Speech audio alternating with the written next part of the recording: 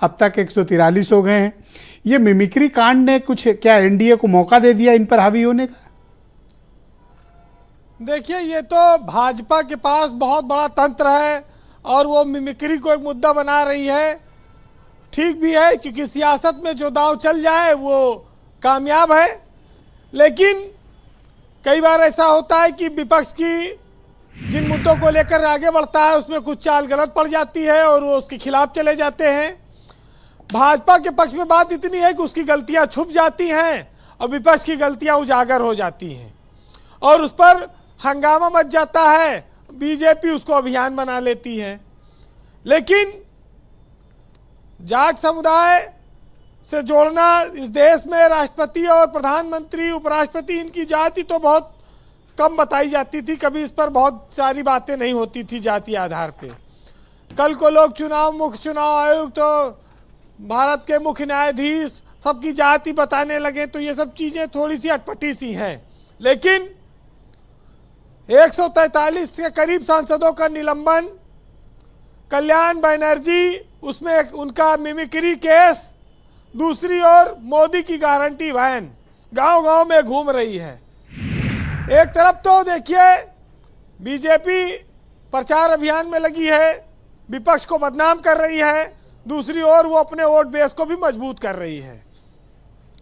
भाजपा के पास इन सब मुद्दों के अलावा एक बहुत बड़ी चिंता है, वो ये है कि 5 राज्यों के इलेक्शन में जो वोट मिले कांग्रेस को और भाजपा को, वो भाजपा उसको भूली नहीं है। 4 करोड़ 81 लाख और 4 करोड़ 91 लाख का मामला लोकसभा चुनाव में वो कैसे भारी पड़ेगा और उसको कैसे कम करना है, इस पर उसका काम लगातार जारी है। और रही बात पंजाब, हरियाणा, उत्तर प्रदेश, राजस्थान, पंजाब छोड़ के बाकी जगह जितने जाट हैं, अगर आप देखें तो सब जगह भाजपा की सरकार है। तो भाजपा के सम्मान में और टिकैत मैदान में टिकैत की पार्टी भी आज काफ़ी इसका विरोध कर रही है। तो ये चीज़ें दिखाती हैं कि निलंबन हुआ और उल्टे विपक्ष के ऊपर दोहरी मार भी पड़ रही है। लेकिन इसमें एक निलंबन सबको खटकाता है कि ओवैसी का निलंबन भाजपा सरकार में कभी नहीं हुआ आज तक, जो सबसे ज़्यादा कठोर बोलते हैं। ये भी एक बड़ी महत्वपूर्ण बात है। वैसे ब्रजेश जी, जब से 3 राज्यों में मोदी जी ने नए मुख्यमंत्री बनाए हैं, तब से हर जगह नेता कुर्ता चमकाए एकदम घूम रहे हैं। पता नहीं कब किसको पकड़ के मुख्यमंत्री पद की शपथ दिला दी जाए। हमारे राकेश त्रिपाठी जी जानते हैं कि वो तो महामंत्री थे मध्य प्रदेश वाले, संगठन के आदमी थे जिनको मुख्यमंत्री बनाया गया है।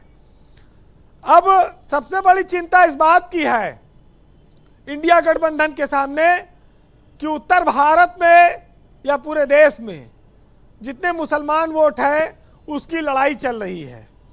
उसमें उसको अपने पक्ष में करने में तो विपक्ष लगा है, लेकिन भाजपा एक विशुद्ध हिंदूवादी पार्टी के तौर पर एक बड़ा वोट बैंक अपने साथ ले जाती है।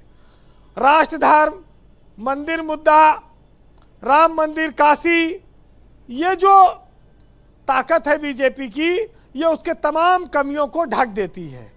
और इसीलिए कहते हैं कि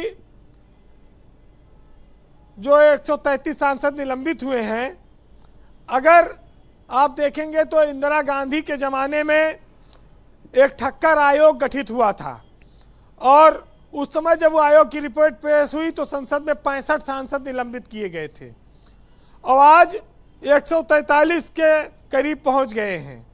तो ये दूसरी बार शायद देश में इतनी बड़ी संख्या में निलंबन हुआ है। अब बीजेपी के मामले में ये देखिए, सोते को तो जगाया जा सकता है जी, लेकिन जो सोने का ढोंग कर रहा हो उसको कैसे जगाया जा सकता है? उसको जगाना मुश्किल है। तो ये क्या होगा सदन में? कुछ मतलब ये सहमति के रास्ते निकलेंगे, नहीं निकलेंगे, या फिर इसी तरह की परिस्थितियों का निर्माण रहेगा? ब्रजेश जी, सदन तो बीजेपी चला सकती है, उसके पास बहुमत है। विपक्ष वाले 150 तो चले गए, 30-40 और बचे हैं, तो हल निकलने का वक्त भी नहीं बचा है। जनवरी से चुनाव में लग जाएंगे लोग जी। सदन में। अब चाहे जितना निलंबन हो जाए, चाहे जितना सदस्यता चली हाँ, जाए, इसके बाद एक छोटा सत्र और होगा और फिर सदन का बस। कार्यकाल समाप्त। तो समस्या इस बात की है कि लोहा जो होता है अगर वो नरम हो जाए तब वो औजार में ढलता है, और लोकतंत्र में उसी तरह से संस्थाओं को नरम होना पड़ेगा तब वो महान बनेंगी। जी। लेकिन ये एक बड़ी समस्या है कि कोई मानने को तैयार नहीं है। बहरहाल एक साहित्यकार ने लिखा है कि गलतियां जब दूसरों की गिनाया करो तो पहले खुद अपने गिरेबां में झांक आया करो, और आईना जब भी उठाया करो पहले देखा करो फिर दिखाया करो। बहुत शुक्रिया वीरेंद्र जी, आपका बहुत बहुत धन्यवाद। ग्राउंड जीरो से अपने इनपुट, फीडबैक और ऑब्जर्वेशंस हमें उपलब्ध